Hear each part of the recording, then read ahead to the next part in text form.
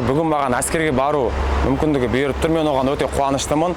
Бұл отан алдында борышын өтеу әр ер азаматтың парызы, міндеті. Мен 15 жасымнан бастап қазақ еркін күресімен айналысып келемін.